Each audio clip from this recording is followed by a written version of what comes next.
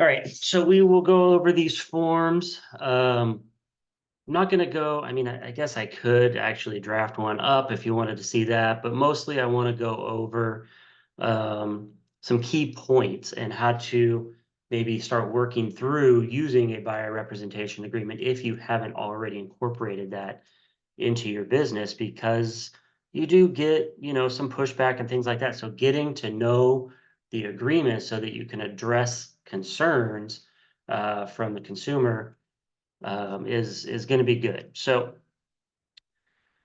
let's start off with, why should we use the buyer rep agreement? So this agreement establishes a contractual and agency relationship between the buyer and the real estate licensee. NAR has been advocated for the use of written agreements for many, many years, even prior to the current legal challenges. They've been encouraging the use of these. The proposed settlement with NAR, set to finalize sometime in July, like I stated, specifically mentions a requirement for MLS participants when working with buyers to enter into written representation agreements with their buyers. So this is coming down the pipeline. This is not a mandatory thing at the moment, but like I said, you should get familiar with this form because it will be incorporated into our business pretty heavily. Sometime more than likely in the summertime, and then just moving forward. So CAR has been encouraging the use of buyer representation agreements for many years as well, and even updated the procuring cause guidelines in December of 2022, which is used in the event of a commission procuring cause dispute. I thought that this kind of all went hand in hand. That's why I wanted to touch on all three of these today. So let's look at the updated procuring cause guidelines. If you have not looked at them, there's a bunch of them. There's 22 of them, 23 of them, guidelines that they look at in procuring cause disputes. We're just going to look at the ones that got modified. So these would be the ones that favor the intro broker. So basically the first agent that started working with the client. So you'll see how many times they start,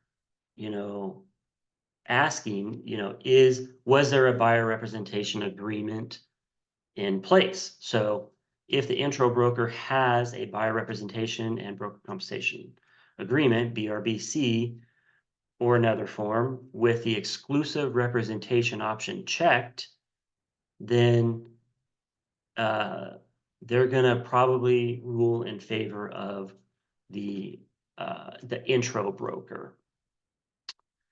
If the intro broker has a buyer representation agreement in place with the default non-exclusive representation, which we'll look at that a little later, option that predates the involvement of the closing broker and that contains a description of the property. So this is also favoring the intro broker. So whichever, I don't want to say form, but however you have your buyer representation agreement set up, whether it's non-exclusive or exclusive, if you are the intro broker to that property, then more than likely this is going to lean in your favor in a procuring cause dispute. Nothing is black and white with these, but it will lean in your favor.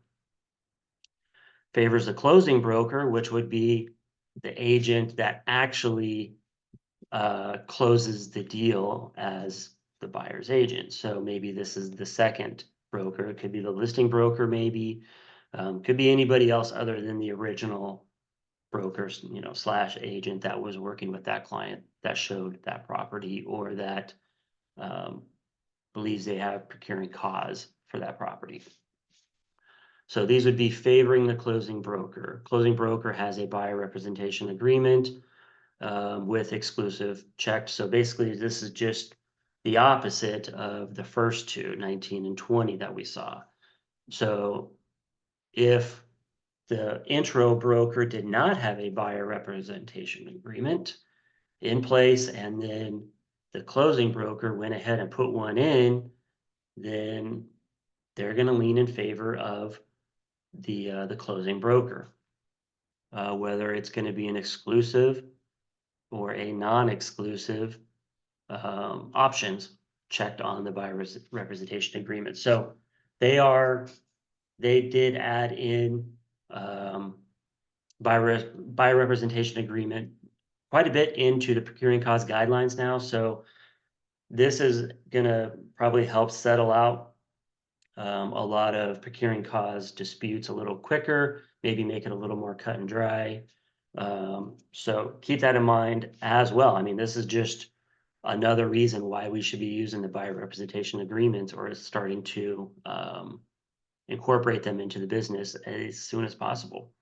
So they are going to help protect your ability to be compensated. So let's look at how we can do that. Because this will be, something that comes into our industry even more than now, is I get calls every now and then too, like, oh, they went with another agent or this and that. Like, can I still get paid? So let's look at some ways of protecting your ability to be compensated. Always ask prospective buyer whether he or she is working with another broker. I mean, that should be one of your first questions after you're, you know, maybe on your first phone call, or if it's getting a little more serious and they want to go view some homes. That should be a question for sure. If you find out the prospective buyer is working with another broker, explore whether the first broker has an exclusive contractual agreement. If you discover your client has been working with another broker on the same transaction, try to ascertain the reason why the client left the first broker, and if appropriate, make immediate contact with the broker and try and resolve the issue. Failing to address it early may result in you working through a difficult escrow, closing the transaction, and in the end not getting paid because potentially the intro broker was procuring cause, and they may get ruled in their favor in a commission dispute. Give agency disclosures early in the transaction. So that's Form AD. I know it's included in the RPA package, but you can pull that separately. Number 5, again, where they're referring to the BRBC. Use the standard buyer rep form when working with a buyer. This will help memorialize the relationship between the buyer and the broker and help prompt the discussion about other relationships. Because the contract includes the buyer's commission obligation to the broker, it will also create an incentive for the buyer to come to you and terminate the contract prior to going to another broker. Never send your buyer client to other brokers with instructions to come back when the buyer is ready to write the offer. I see that question come up quite a bit, and I see that happen in our industry a lot.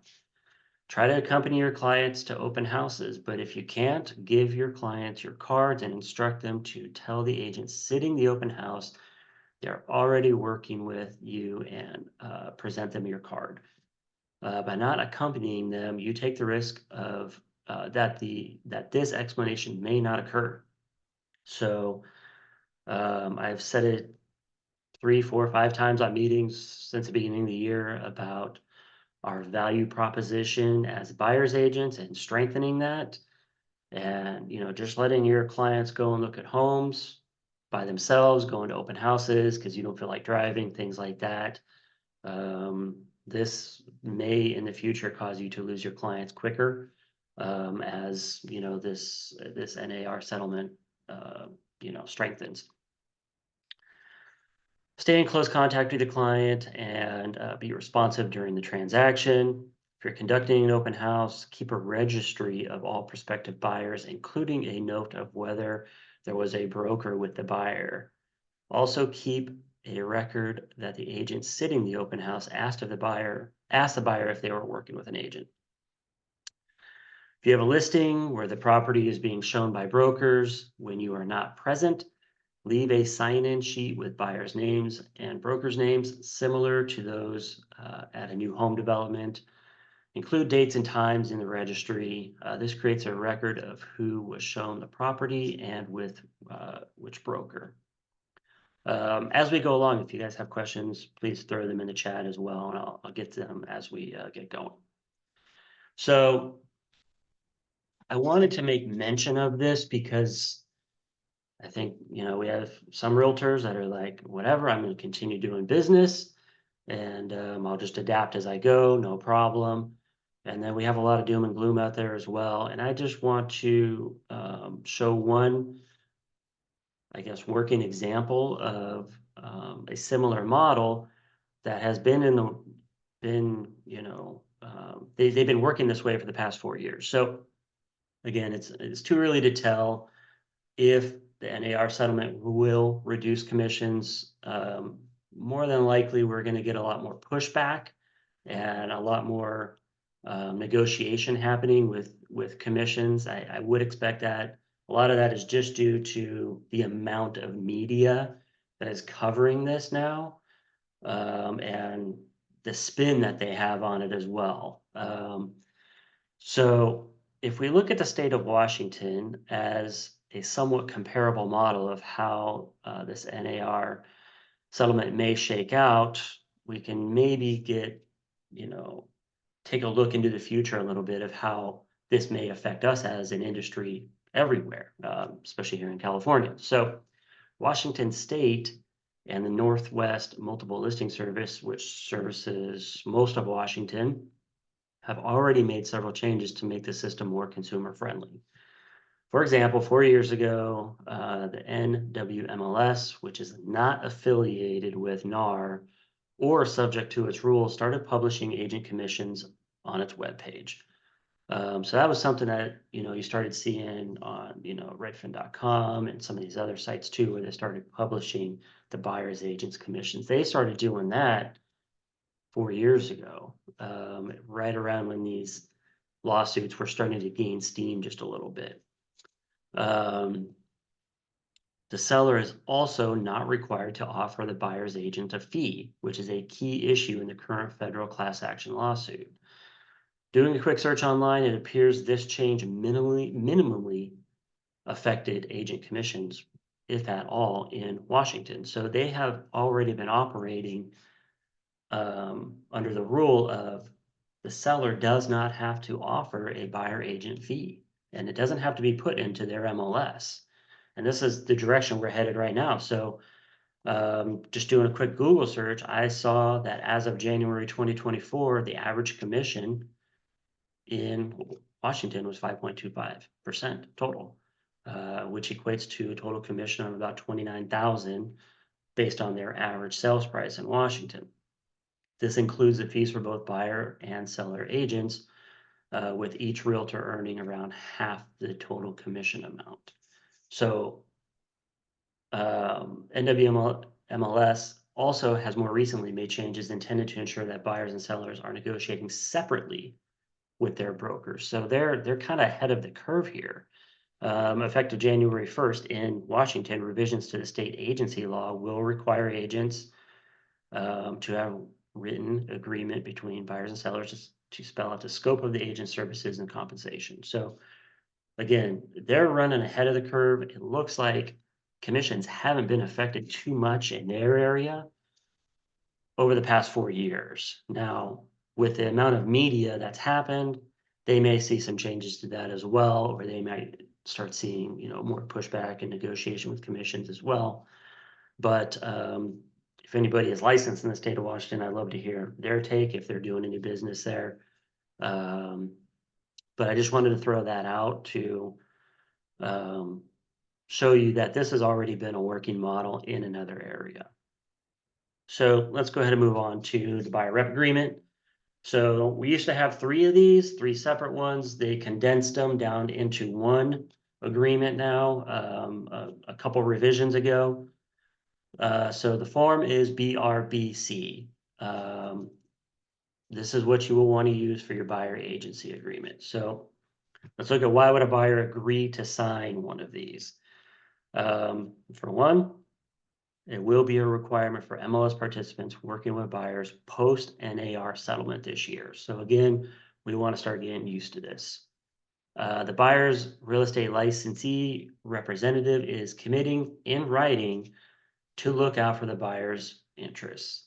Most buyers have no out-of-pocket cost to pay buyer representation fees because compensation is generally paid for by the seller currently. Now, how much will this change?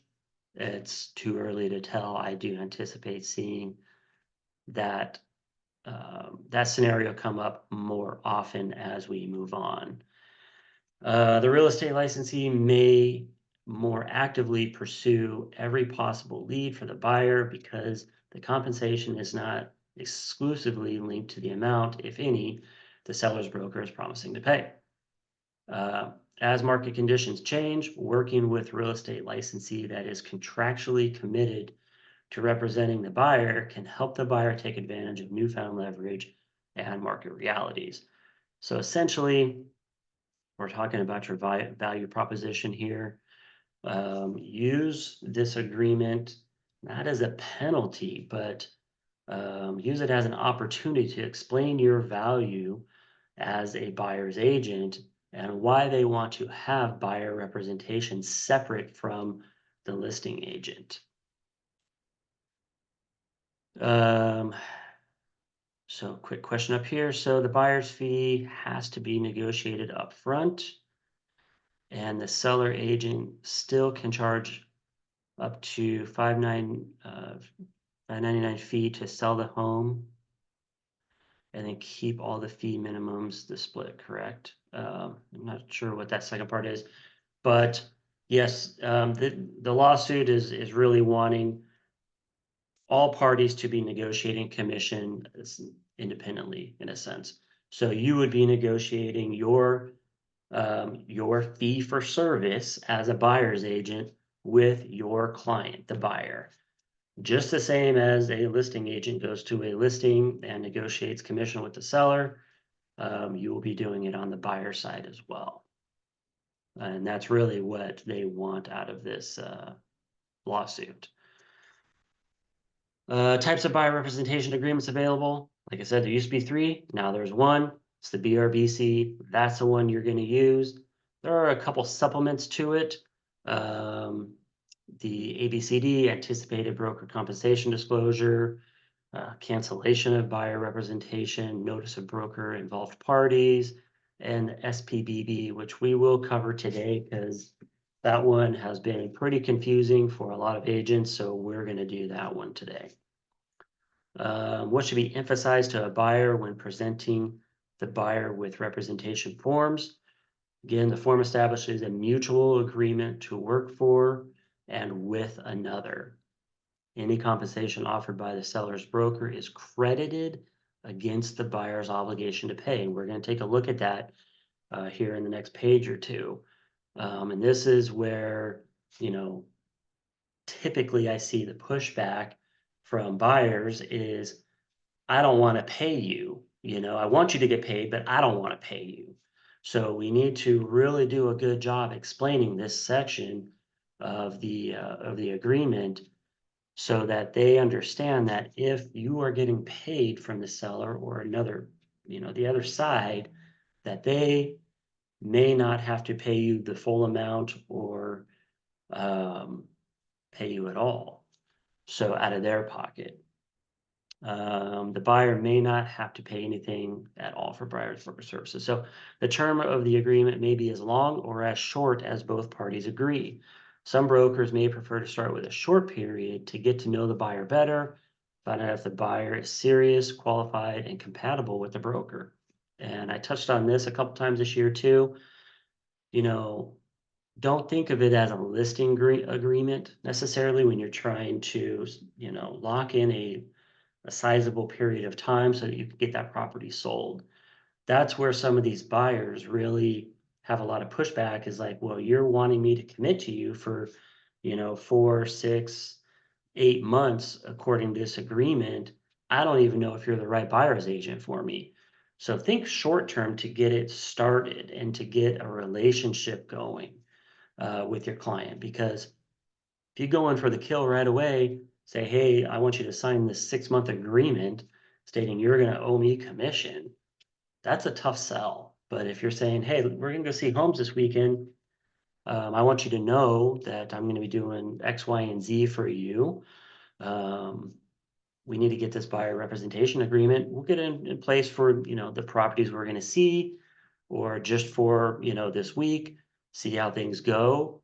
And that way there, you're protecting yourself with the properties you're showing them for that weekend, but you're also establishing some rapport and getting that dialogue going with the buyer. So maybe after the weekend, things go really well. They're like, yeah, we want to hire you.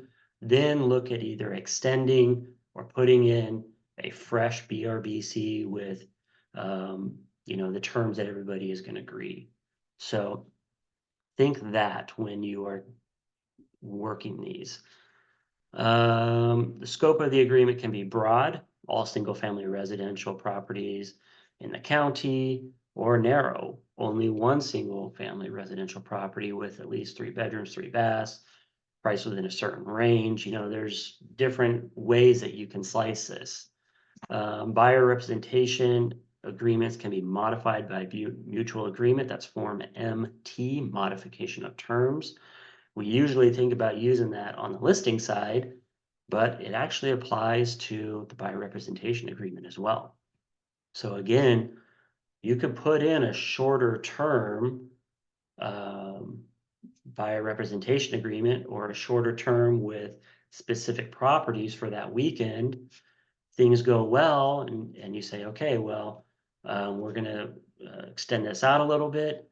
You don't have to do a whole new form. You can do a whole new form if you want, but you can also just use the Form MT to modify the length of the term that you're going to be using, that you're going to have the buyer rep agreement in, or the scope of the duties, as far as what you'll be doing, the price, the homes you're going to be showing, things like that.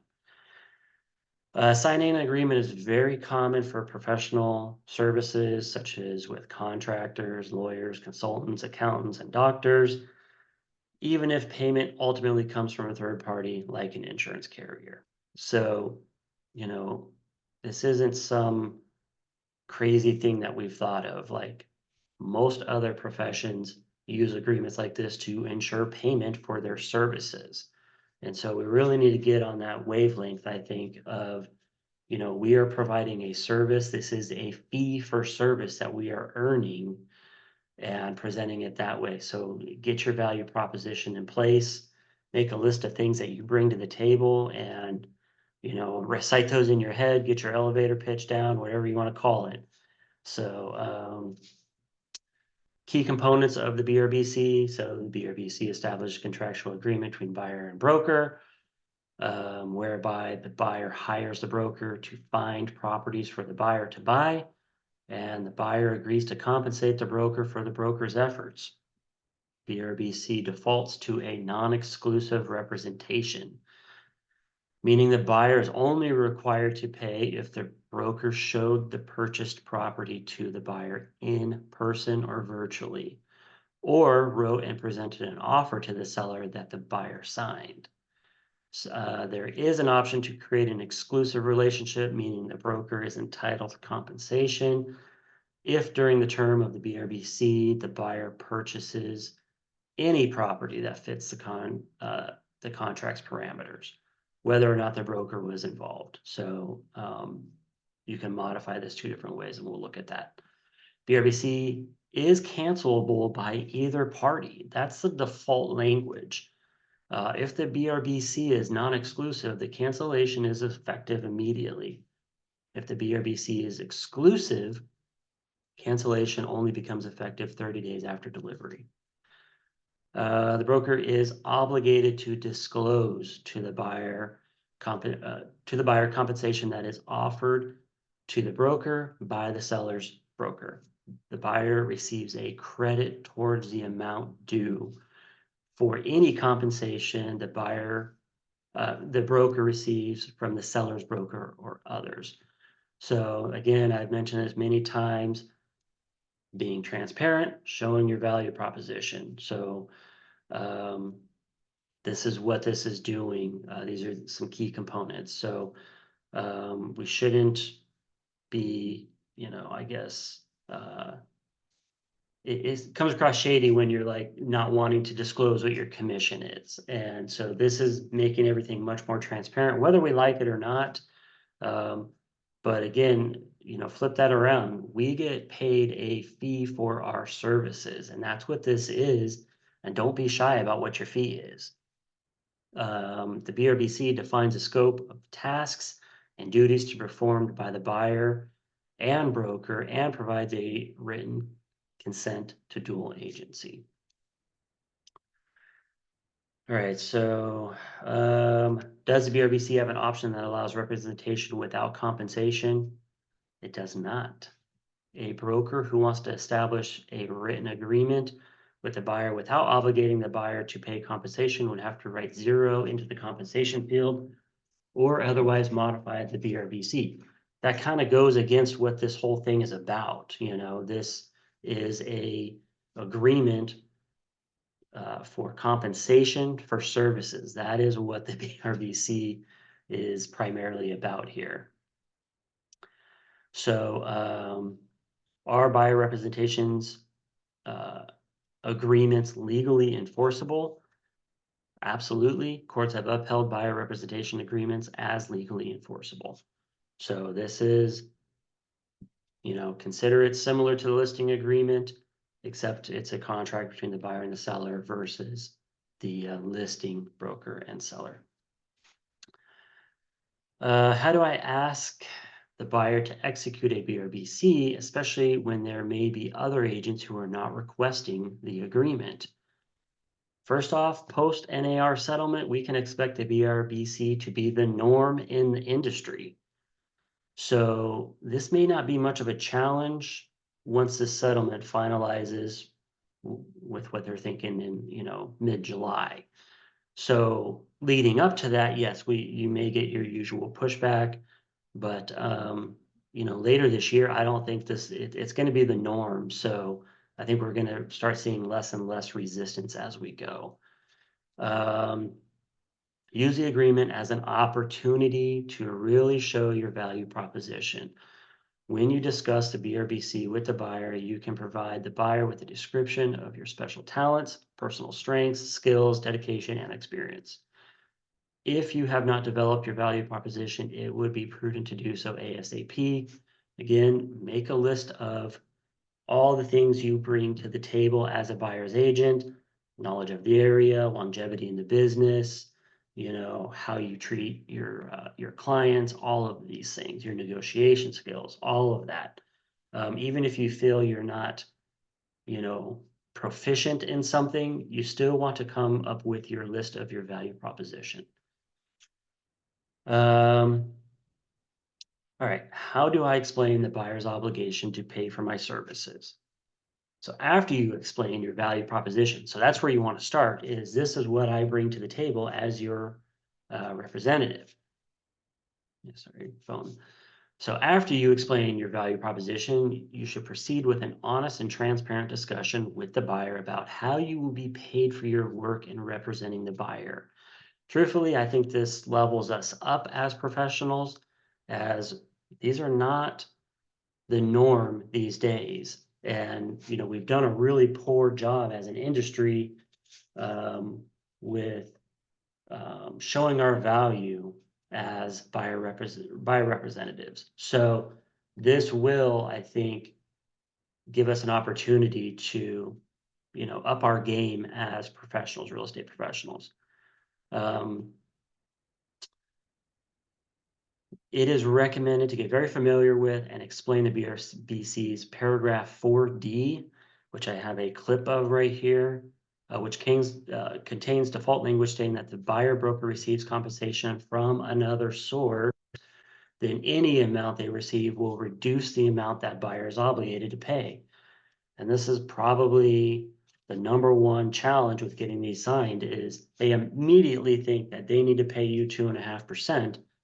But which the contract is obligating them to. But if you look on 4D, and this is the first page of the BRBC, accounting for payments to broker by others. And the number one right here is if anyone other than the buyer compensates the broker for services, covered by this agreement, that amount shall be credited towards the buyer's obligation to pay compensation. So that is where you want to show them that, look, if the seller is going to pay me, then that gets credited towards this amount that we have negotiated together.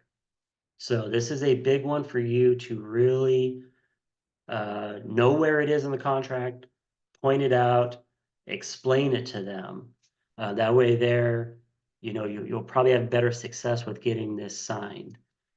I'm going to check chat real quick before we move on. So the listing agreement, can we negotiate a total fee of say 5% with the buyer agent getting a credit for closing, 2.5%? So the buyers don't have to pay a fee to close a deal as long as the seller and buyer agree to the terms. So with the listing agreement, I'm anticipating there are going to be some modifications to it, but currently you're going to write it the same way you do right now. And if the seller is willing to offer a co-op, you put it in the MLS like usual. Nothing has changed at the moment. Moving forward post lawsuit, we will not be expressing commissions through MLS. At least that's how it looks right now. Can the seller still offer a buyer broker commission? Yes, they can at this moment. We'll see how things shake out more, but as of right now, yes, that is still legal. That is how they do it in Washington right now. That's how they've been doing it in Washington. So they're not obligated to, but they have found that most still are. And so as a listing agent, that will be a discussion you'll want to have with your client, explaining the benefits of offering the buyer broker commission, because most transactions are not dual agency. Most of them do bring in an outside brokerage who has had a buyer looking for that particular home for X amount of time. So as of right now, nothing has changed. How do I address possible concerns about being tied to a buyer representation contract? So the BRBC contains default that provides a great deal of flexibility for buyers. The default language states that the contract is a non-exclusive agreement, which means that the buyer can work with any agent they would like. So here we are looking at that. Buyer broker involvement, it is defaulted to non-exclusive representation. Again, this is page 1 of the BRBC. Compensation is payable only if there was broker involvement with the property. Broker involvement means any of the following: buyer physically entered and was shown the property by the broker. Broker showed the property to buyer virtually. Broker submitted to seller a signed written offer from buyer to acquire, lease, exchange, or obtain an option on the property, or the property was introduced to the buyer by broker, or one for which broker acted on buyer's behalf. So going back a few pages, you want to avoid sending your buyers out, especially even if you have the BRBC in place, but you have the non-exclusive. If you're like, hey, yeah, go look at those open houses today or this weekend, and they end up wanting to write an offer and they go straight to the listing agent to do that because the listing agent talked them into it, chances are, procuring cause wise, you may not be entitled to compensation. That's going to be a tougher one to prove in a commission dispute, and you basically just lost your buyer. So that's if you have the non-exclusive in place. If you want to do that, if you want to just let your buyer go and look at properties on their own and everything else, then you're going to want to make this into an exclusive representation agreement, which is going to be by checking B2 right here. Check this box. It turns it into exclusive representation. So it says this agreement shall be exclusive and irrevocable. Broker will devote time and resources to assist buyer in finding and acquiring the property in the expectation of being paid for broker's services. Broker is entitled to compensation if buyer acquires a property during representation period with or without broker involvement, even if another broker is also entitled to be paid for representing the buyer. So again, maybe you're trying to ease into this with your buyer. Maybe the first weekend you're out showing homes. It's a non-exclusive. You have it as default. You make it for that weekend. Things go well, and they're like, "Hey, I want to hire you." Then maybe you can turn it into an exclusive at that point for a little bit longer period of time. That way there you can ensure you're definitely going to get paid in the event they do walk into an open house or something like that. So therefore, if you want you want the buyer to choose to proceed with this default language, then you are only entitled compensation when you had broker involvement with the property acquired. I just went over the option to make it exclusive. So again, you're going to just check this box here if you are making it exclusive. But again, this is an internet lead. This is, some other lead that you got. It's your first time talking with them. If you're going straight for the jugular, trying to get this, exclusive representation for 6 months, chances are you're going to fail. Think about easing into it, developing the relationship first. All right, I'm gonna check Q&A real quick. If the BRBC is written for 3% and the seller side offers 2%, will the difference be made up by the buyer? We'll cover that in just a second, Patricia. So additionally, it is easy for buyer to cancel the BRBC if they choose to do so. The default language in paragraph C states that either party may cancel the contract by giving written notice to the other. With non-exclusive agreements, the BRBC's default language states that cancellation is effective upon receipt of the notice. So this is section 4C, again, first page, BRBC, cancellation of buyer representation agreement. Either buyer or broker may cancel this agreement by giving notice to the other. Right there. So if you have someone that is very hesitant, and again, you're probably going to experience this, especially in the beginning, especially right now before this is, quote unquote, the norm of the industry.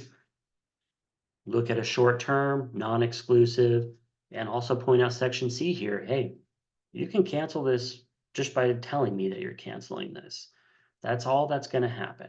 So if things don't go well this weekend, you don't like my services, or whatever, then, you cancel it and you move on to your next realtor. And for you as the realtor, you have not wasted a bunch of time either. So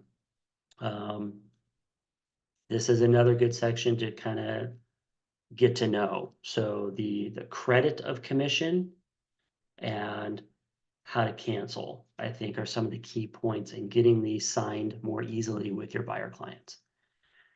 For exclusive agreements, paragraph 4B2, the BRBC's default language states the cancellation will be effective 30 days after receipt of the notice. So if you had this checked, C2, this would be also if B2 applied. So again, we had B2. So if you had, let me running a little slow here, but if you had checked right here that this is an exclusive representation in 4B2, then you can check this box as well, which would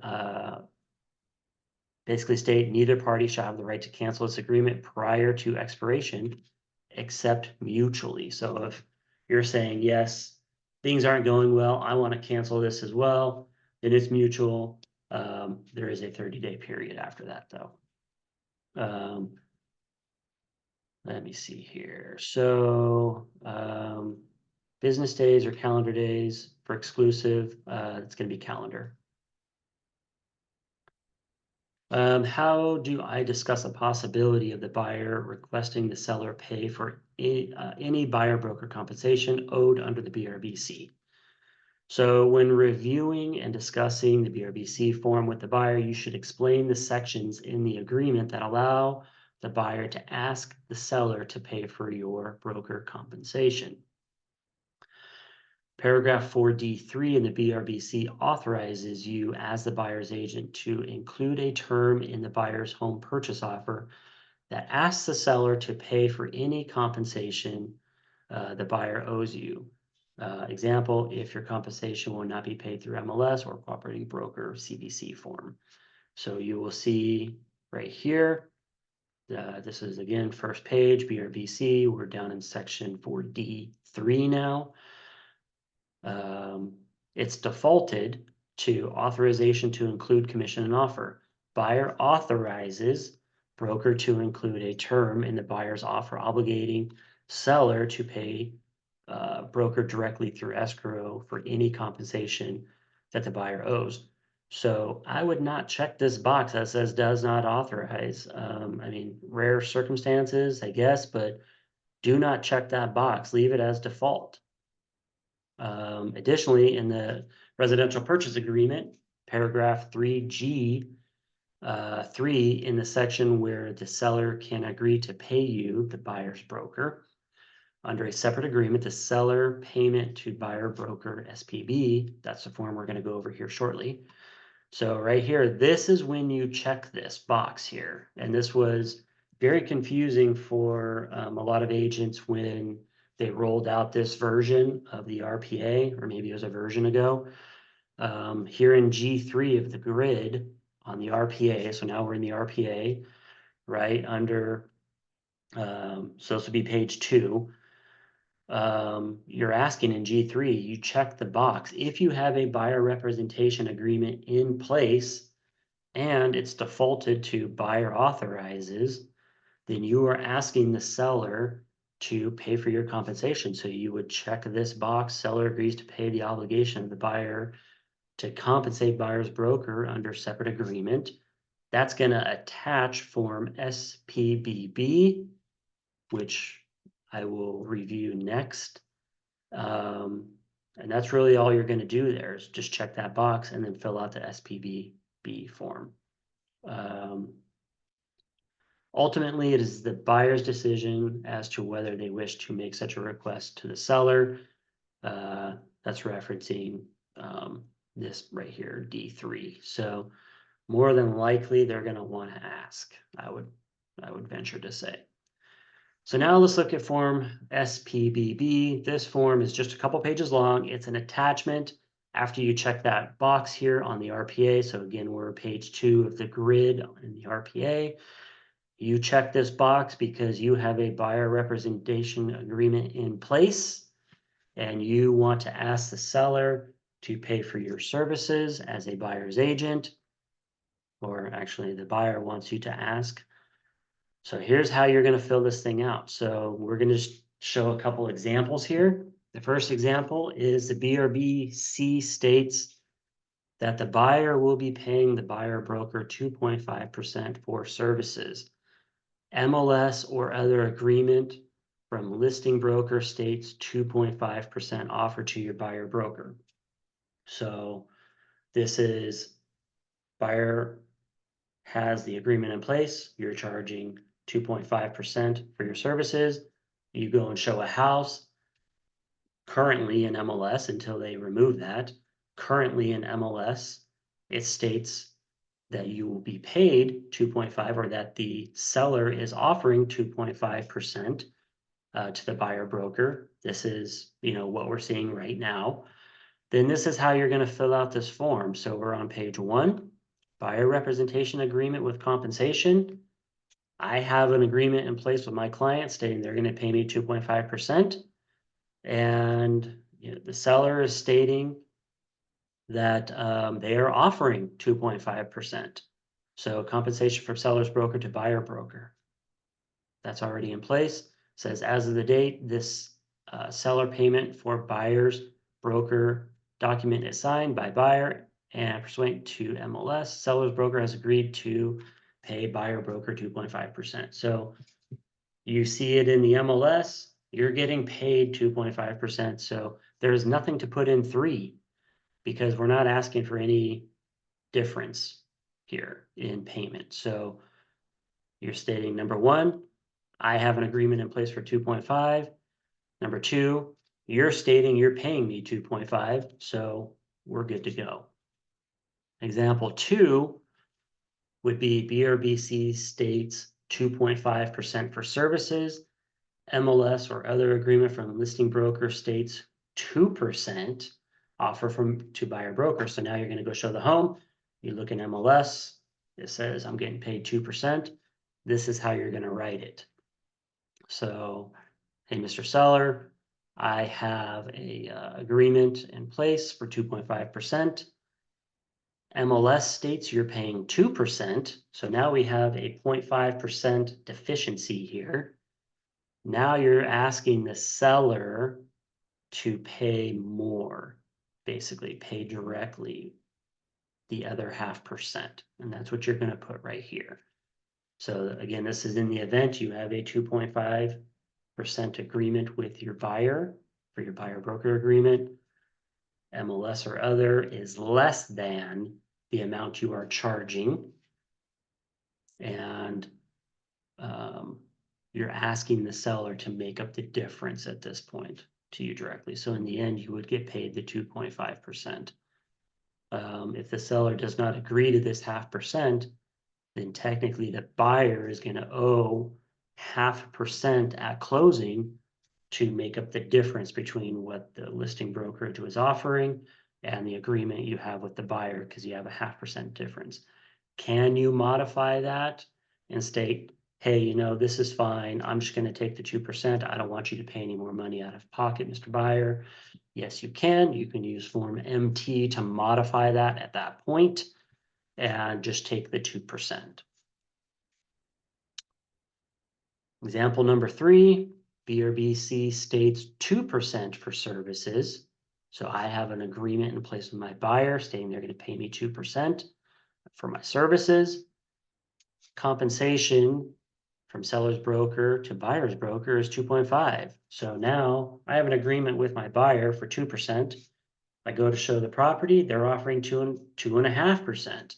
So now we have a 0.5% surplus. Well, we're not asking them to pay any more, so that's still going to be 0. What's going to happen? Well, in this example, the buyer agent would still earn 2.5% for services if the default language in section 4D2 of the BRBC was left alone. So we're back to the BRBC. Here's a clip, page 1, 4D2. If third-party payments received exceed buyer's obligation, the excess amount shall be paid to the broker. So this is how it is currently.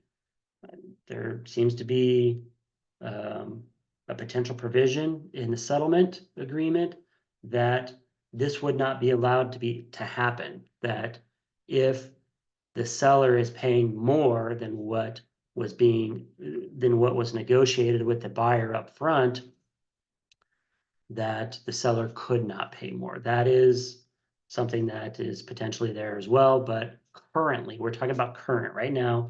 You're going to go write this thing tomorrow. This is how it reads. So you would be paid the extra 0.5% in this scenario from the listing side. If the box was checked to credit excess amount to the buyer, then the buyer's agent would earn 2% in commission and a 0.5 credit would be applied to the buyer at closing.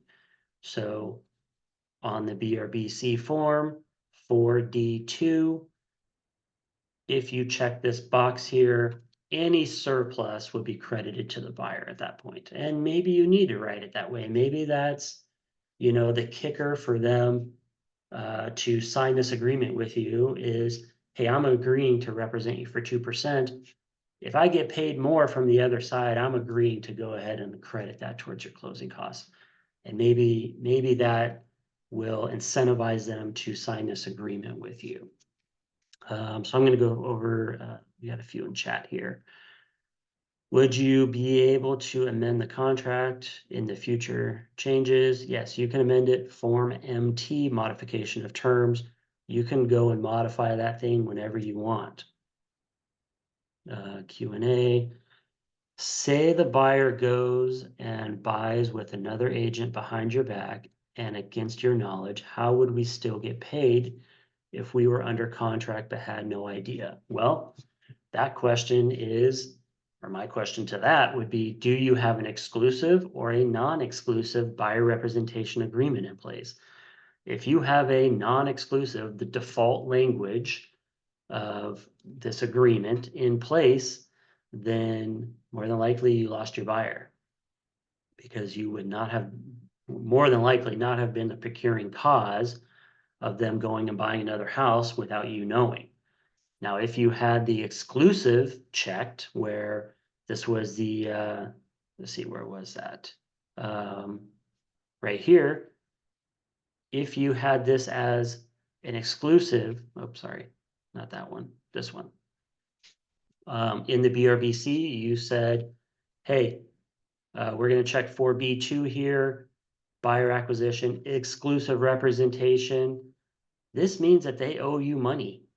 So the broker, you'll see right here, let me move this over. Broker is entitled to compensation if buyer acquires property during the representation period with or without broker involvement, even if another broker is also entitled to be paid for representing the buyer. So let's say you took them out the first weekend, you had the non-exclusive in place just for the weekend, you're getting to know each other. And then afterwards, things go well. You're like, hey, let's make this exclusive. I'm going to represent you. Here's what I'm going to do. We're going to, put this in place for the next 2 months or whatever. You check the box here to make it exclusive. And during this time period, they walk into an open house. You didn't know. And listing agent starts talking to them, doesn't ask them if they're, working with another agent or not. And they end up writing an offer with that listing agent. They technically owe you the commission. And that's why I showed you earlier, are these enforceable in a court of law? Yes, they are 100% enforceable. So technically you would need to, now we get into commission disputes. It may be a small claims or something like that, where you need to go and show, hey, I had this agreement in place. They went and bought somewhere else and they owe me, whatever the amount was agreed to in that BRBC. So hopefully that answers that question. It's going to depend on whether it's exclusive or non-exclusive. So exclusive, they owe you money. Non-exclusive, you lost your buyer. So any other questions that I can answer for you before we kind of wrap up? We're right about 10 o'clock. So let me see here. Looks like we don't have any others. So hopefully that explains things a little bit. Maybe I'll do a little walkthrough video and post it up in the Facebook group. I'll also post this presentation material in the Facebook group under this recording in there. So if you want to go back and reference it, you can. I took these clips straight off of the forms, and hopefully that helped explain these a little bit better for you. So to wrap it up, nothing has changed still. We're still operating like we have been operating. We will start hearing and getting challenges from the public a little bit. So get your value proposition dialed in so that you can, have a good rebuttal to all of these questions and challenges and things like that that buyers might be bringing to you. Get your value proposition in place and be transparent about your services. This is a profession. We're offering a service. We do not work for free. And let's elevate our profession a little bit with, what I think is a bit of an opportunity to do so. So hopefully that was good for everybody. And as always, feel free to reach out if you have any questions on anything. And I hope everybody has a great week. We'll talk to you soon.